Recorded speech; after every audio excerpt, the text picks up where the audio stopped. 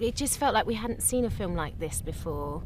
And also the dialogue is so, it's not like most films, or it's not like films that we see these days, because it's so quick fire and precise. And I think that modern cinema has become quite lax, I guess, with a lot of improvised lines and things like that, and people cutting lines left, right and centre. I just found this script to be so precise, and everything just felt so detailed, and the fact that Gabby is an actress as well, I think really, you could really tell she'd read these lines out loud to herself. They just felt right. There weren't any lines in it that I found to be stagey or there for effect, even though it's a comedy.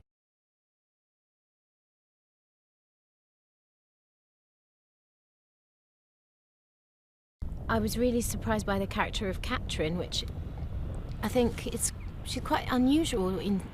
Lona said something to me about her not having seen a character like this before in cinema, and I think because Katrin is a sort of, she's a writer, so she watches and she absorbs, and she's sort of really wise and knowing, but she doesn't know that herself. And I think for a main character to be like that is quite rare, because usually they want main characters to be really charismatic, and I think Katrin is much more sort of internal and reserved at first, and I was quite pleased that someone had the confidence to write a character like that. Yeah, and also the era. I mean, I've always wanted to do a film based in the 1940s, and this just had everything about it. Felt, this, as I was saying before, the rhythm of the dialogue and the style was so 1940s in itself. So yeah, I was pleasantly surprised when I read the script.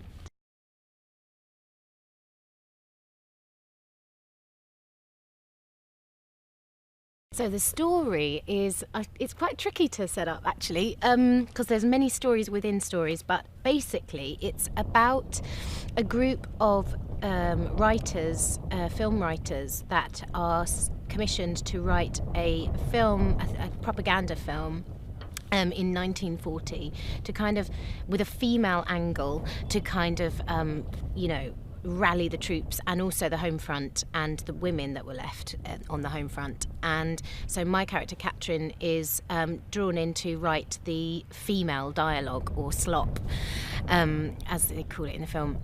So that's the sort of main heart of the film. And then there's the film within the film that we shoot, called The Nancy Starling, and all of the actors that are playing in that film, we sort of follow their lives as well. But really it's about this two writers that fall in love, and this one girl who her journey through that time, and her journey of finding out who she is and her confidence.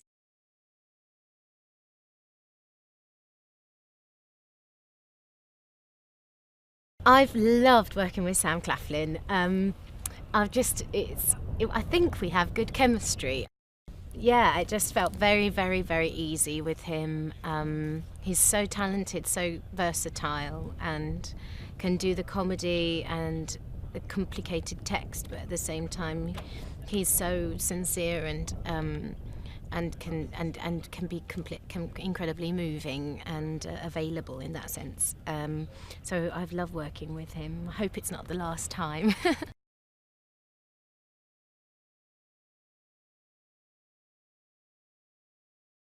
I wish I had more scenes with him, because he's such a lovely man and just gorgeous to be around, and obviously a brilliant actor.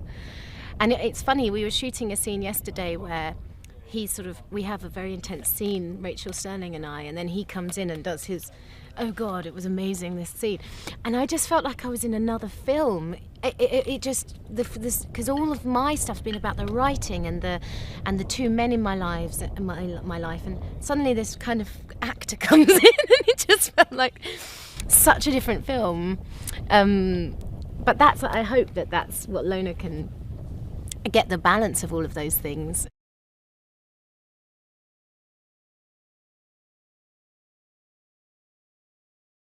it was strange because we shot that storyline first, and then we've only really just started shooting the main storyline with Sam the last couple of weeks, and so I was so embroiled in this sort of. Interestingly, I was so embroiled in the love story of this kind of marriage that's not real and isn't right, and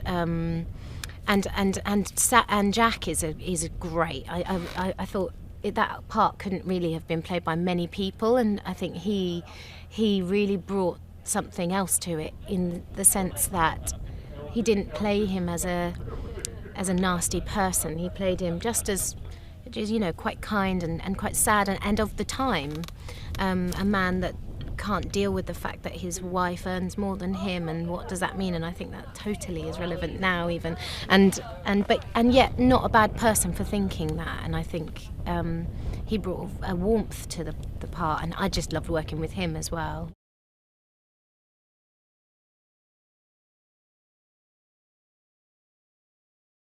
I think she's really the master of tone, and when I think back to her earlier films like Italian for Beginners and Wilbur Wants to Kill Himself, the tone of those films is quite complicated, quite difficult to master, and I don't even know if you can actually define the tone, and I think that's what this film has. It's a comedy, but it's very, very moving, and it needs to feel like a love story, yet at the same time, it's a wartime movie that's accurate, and we need to make sure that it feels real and not sort of a romanticized war story. And I just feel like she's really clever at knowing, at balancing tone. And there's so many different aspects tonally to this film, with the high comedy of the film, the actors, and then the film within the film, which is sort of heightened reality, and then us, the writers, and also because she's a writer as well, and I think she really identifies with that world.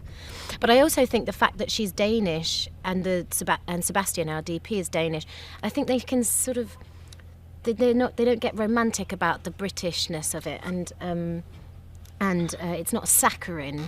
I just feel that there's another perspective on it, and so that that's why I think she's right. And also the fact that she's a woman, and I think she can really identify with the Catherine character.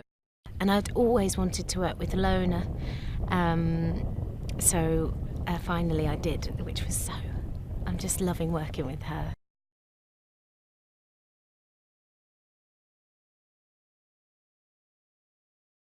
There's one in the book. There's a passage that I really feel, and in the film, and we haven't shot it yet though, that sums up what this film's about, and it's about how important art is, and how it can really save you. And Buckley speaks about it.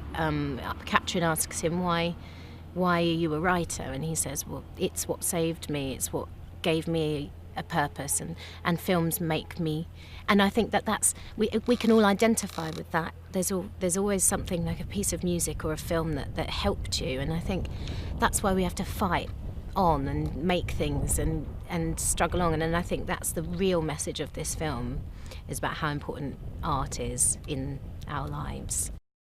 Hey, Vali here. Well, if you are like me and love movies, stick around as I have some awesome movie trivia for you. For its American release, the first 20 minutes of Trainspotting had to be redubbed to make the Scottish accents more intelligible. Whilst filming The Hunger Games, Jennifer Lawrence accidentally kicked co-star Josh Hutcherson in the head, knocking him out cold and giving him a concussion. Jennifer. Benedict Cumberbatch recorded his screen test for Star Trek Into Darkness at his best friend's kitchen using an iPhone. Bill Murray was originally considered for the role of Han Solo in Star Wars. Independence Day was shot in just 72 days. The scene in the Breakfast Club, in which all the characters sit in a circle on the floor of the library and tell stories about why they were in detention, was not scripted. Director Hughes told them all to ad-lib.